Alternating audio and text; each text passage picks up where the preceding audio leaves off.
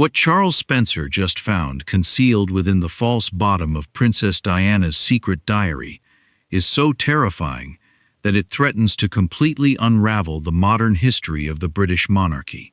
Kneeling on the cold oak floor of his ancestral library, the 9th Earl Spencer, a fiercely devoted brother who has spent the last 3 decades guarding his sister's fragile legacy, trembled as his fingers traced the faded gold leaf of the maroon notebook.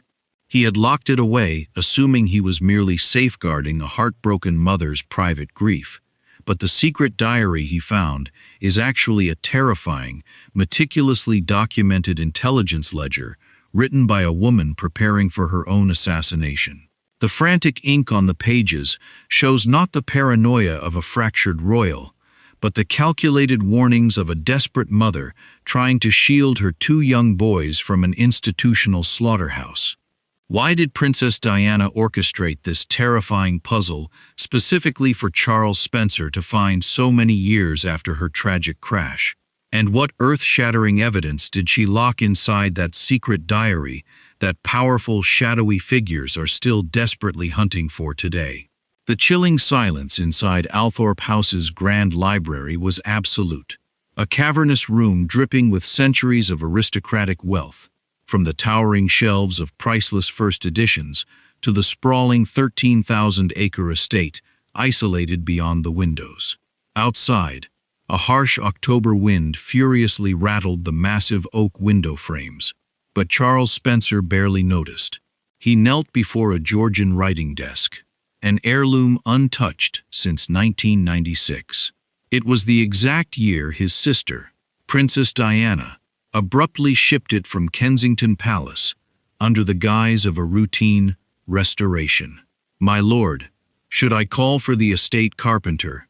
An anxious voice echoed from the hall. Arthur, his longtime archivist, stood nervously in the doorway, wringing his tweed cap. "That desk is a museum piece. You might splinter the mahogany veneer.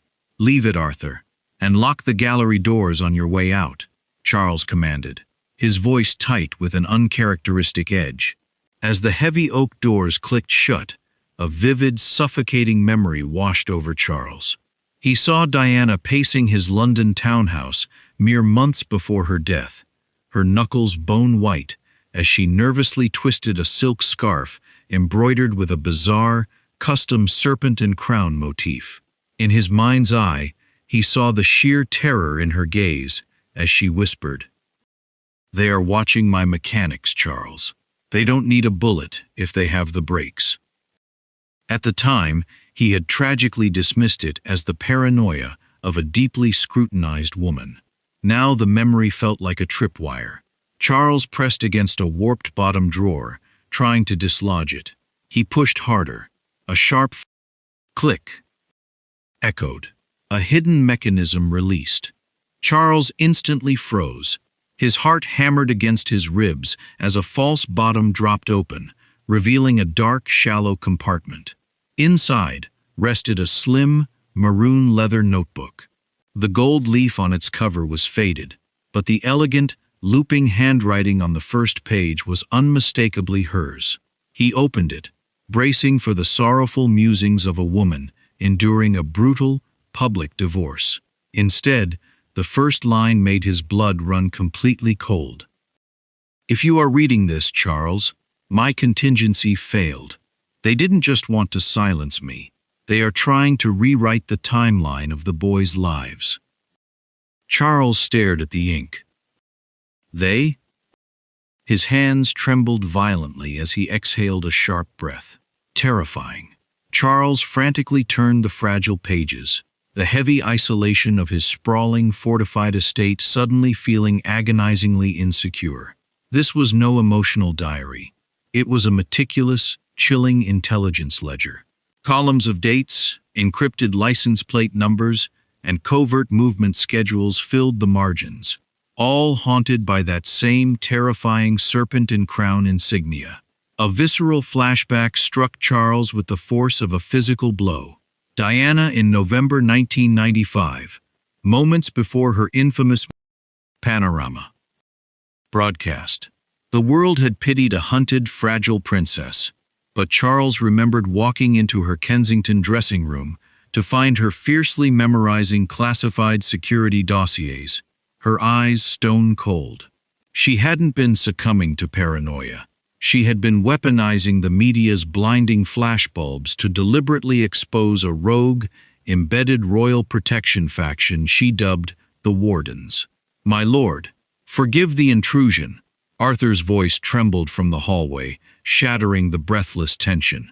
"I explicitly told you to lock the gallery, Arthur," Charles barked, his pulse racing as he shoved the diary beneath a stack of estate tax ledgers. The heavy oak door groaned inward. The elderly archivist stood shaking, clutching a polished silver salver. "A courier just breached the main gates, sir. He bypassed your private security detail. He said this is exactly 30 years overdue." Charles stepped forward, his breath catching in his throat. Resting on the pristine silver was a heavy parchment envelope, bound in thick black wax. Pressed deeply into that wax was the unmistakable, terrifying emblem of a serpent strangling a crown. Charles snatched the envelope from the silver tray, snapping the brittle black wax. Arthur shrank back against the doorframe as the Earl pulled out a single, glossy photograph. It was a black Mercedes S280, the exact model that had crumpled in the Pont de l'Alma tunnel. But the neon orange timestamp glowing in the bottom right corner read, August 28, 1997. 3 days before the crash, the car was elevated in a dimly lit garage, its brake lines meticulously severed. A sickening memory paralyzed Charles.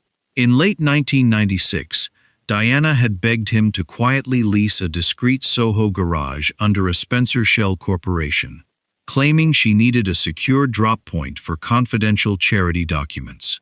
He vividly remembered meeting her private mechanic there, a quiet, brilliant ex-military engineer named Thomas, who vanished without a trace just weeks before her death. The distinctive cracked brickwork in the photograph perfectly matched that secret Soho garage. "Who delivered this, Arthur?" Charles demanded, his voice dropping to a lethal, trembling whisper. "A man in a black Bentley with diplomatic plates, sir," Arthur stammered, pale as a ghost. He simply said, "The Wardens always collect their debts," and drove off. Charles lunged back to the Georgian desk, frantically flipping to the diary's final entries. The elegant cursive had turned erratic, frantic. "They aren't going to use a bullet, Charles. They are going to use the world's obsession with me. I have finally intercepted the Phaeton Blueprint. If I die, you must find it. The institution will fall, but my boys will be saved."